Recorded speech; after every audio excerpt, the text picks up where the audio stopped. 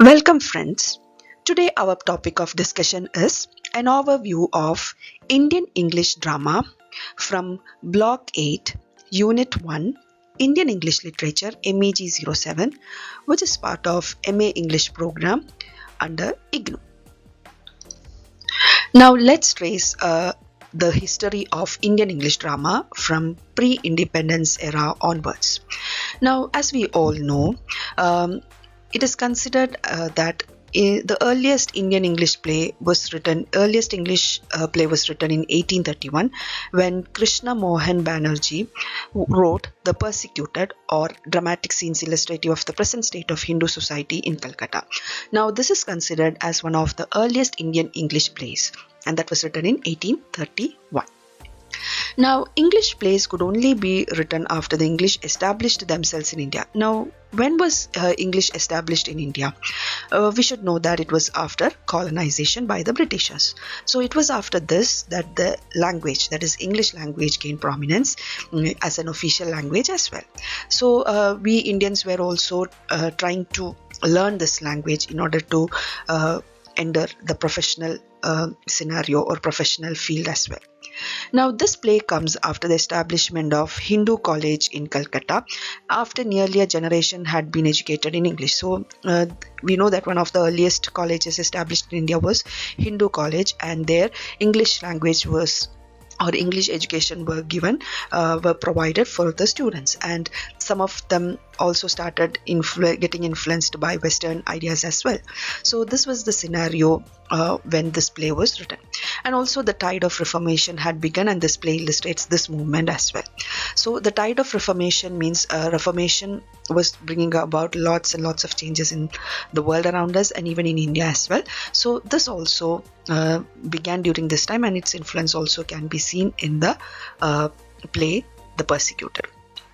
Now, modern theatres came to India with the British, and the first theatrical companies were established in those areas which first came under their influences. So, in modern theatre came to India with the British rule, and the first theatrical companies were established in which areas where the British influence were prominent. Now, the first modern production in Bengali was in November 1795 when two plays, Disguise and Love is the Best Doctor, were performed in Bengali translation.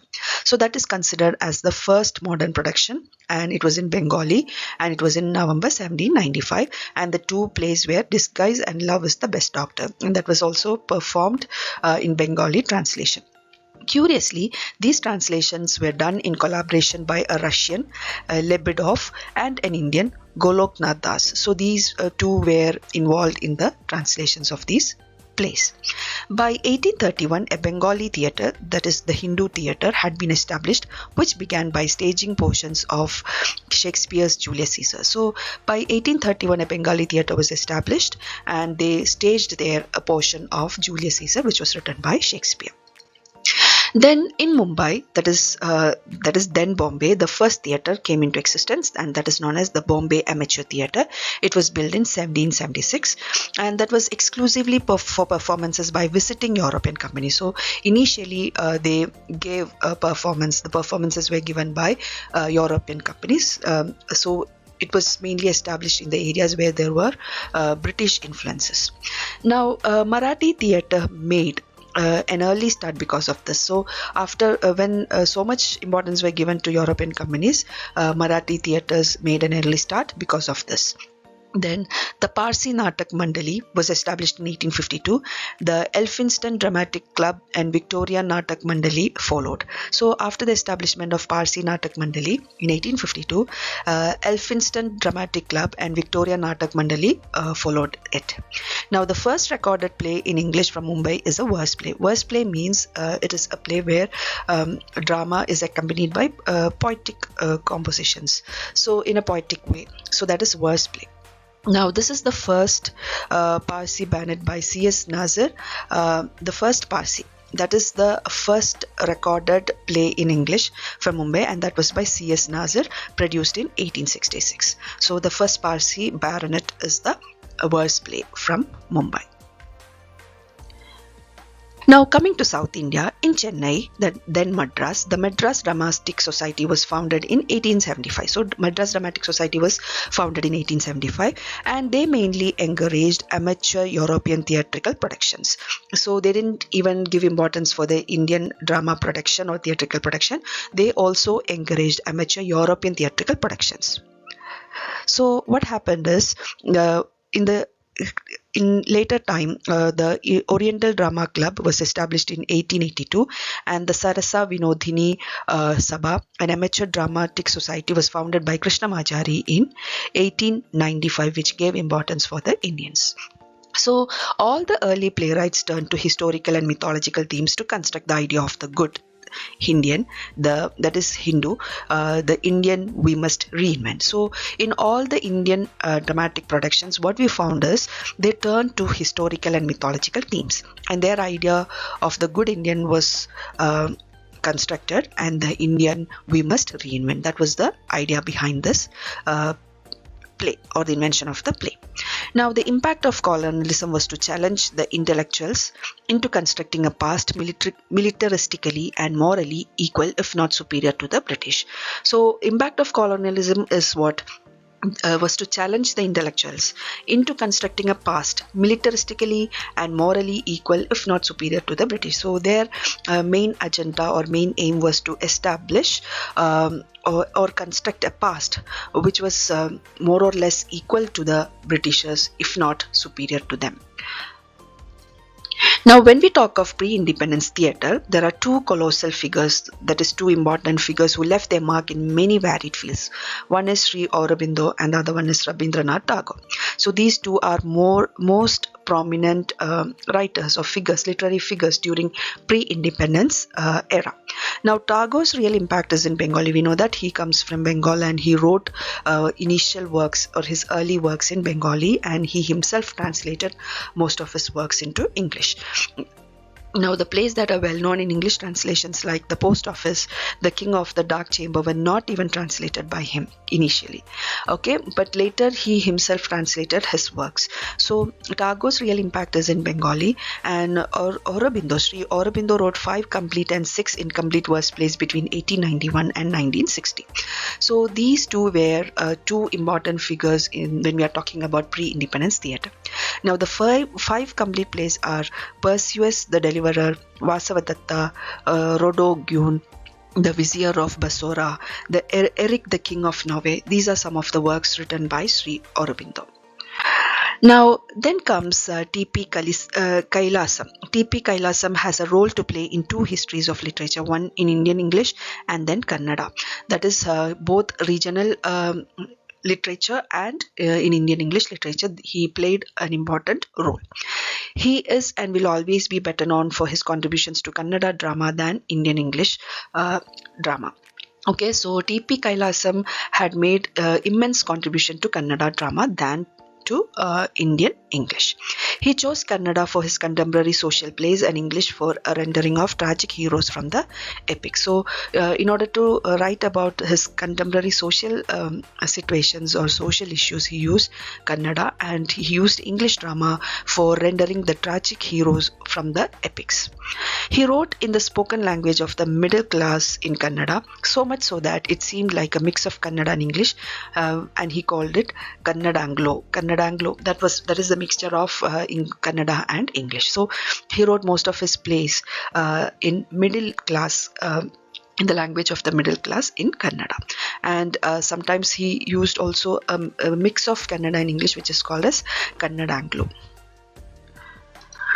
Then comes Bharati Sarabhai's 2 plays, The Well of the People and in 1943 and 2 Women in 1952, and that also show the impact of Gandhi. The only way Indian English theatre could have succeeded was to become theatrically provocative and interesting, address local realities in local English. So how Indian English theatre gained prominence or succeeded was by becoming theatrically provocative and interesting, and also they try to address local realities, that is their realities in local Englishes. There are of course many other playwrights and plays during this time. More than 300 Indian English plays were written before independence, but only some plays came to the limelight. Now the first major Indian English dramatist after independence was Asif Gorimboy, who wrote more than 30 plays. Then G.V. Deshani, the author of the hilarious novel All About H. Harter, has one play, and the name of that play is Hali, which was written in 1950 to his credit. So these were some of the writers who came to the limelight or who became important after independence. Now, post-independence Indian English. Now, we were talking about pre-independence India. Now, let's see post-independence Indian English drama. Now, Pratap Sharma's A Touch of Brightness, which was published in 1968, again performed abroad, and it was actually banned for some time in Mumbai. So, this drama was performed again abroad, and it was actually banned for some time in Mumbai. A Touch of Brightness is that play. Then Asif Gorimboy also achieved success abroad, and he too had a play banned in Mumbai. So initially Indian writers' plays were banned in Mumbai, and later it was published. So these writers received or achieved success abroad initially. Now, Gorimboy's plays dealt with contemporary political events and social issues, and some of his plays are Dole Drummers 1960, The Captives in 1963, Goa 1964, Monsoon, which was published in 1965, An Experiment with Truth, which was published in 1969, Inqilab in 1970, The Refugee, which was published in 1971, and Sonar Bangla, which was published in 1972. So these are some of his plays. So we should understand that Asif Gorimboy's plays dealt with contemporary political events and social issues. Now let's talk about Nizam Ezekiel. We know that Nizam Ezekiel is very famous or well known as a poet, but he has also written some plays in English. He displays his ease with the language as spoken in an urban middle and upper class milieu. So that is the kind of language he has used in his plays. Where he falls short is in his handling of plot or dramatic structure. So he is not an expert, or his expertise in handling plot or dramatic structure was not that impressive as his poetry. So he was more famous as a poet. Now some of his plays are Marriage Poem, a tragic comedy, Nalini, a comedy, The Sleepwalker, an Indo-American farce, Song of Deprivation. All was published in 1969. Don't Call It Suicide was published in 1994. So this is all about Nizam Ezekiel. Now, among the more recent playwrights, Manjula Padmanabhan merits mention not just because her play Harvest, which was published in 1997, received the first Onassis International Cultural Competition for theatrical plays, but also for the fact that she has written for the theatre with consistency. So that's the reason why Manjula Padmanabhan gained prominence. Her Lights Out. There is another play called Lights Out. It is also a very relevant and very important play to be considered. So she gained prominence with her play Harvest, which was published in 1997, and this play won the first Onassis International Cultural Competitions for theatrical play as well. Now, in post-independence Indian English drama too, we can see the reputations of older attempts to create an India through the explanation and construction of Hindu historical figures. So here also we find a trend where we are trying to create an India through the explanation and construction of Hindu historical figures. So that was we could see an influence of past in post-independence Indian English drama as well. So there are few plays on saints, as there are no episodes from the Ramayana and the Mahabharata. So initially people took episodes from Ramayana and Mahabharata, but apart from that there were few plays on saints as well. So people were more or less depending on the past or the older attempts to create an India, and they were trying to construct reconstruct Hindu historical figures as well. So that trend was going to change with contemporary issues, or they were trying to address more contemporary issues as well.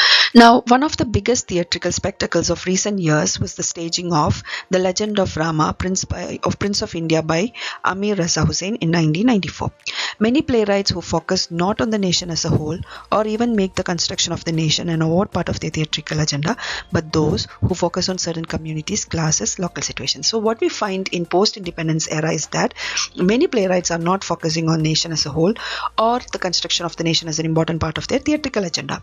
Instead, they focus on certain communities, issues related to certain classes in India, and also about the contemporary local problems or situations. That's what most of the playwrights in post-independence era are focusing on.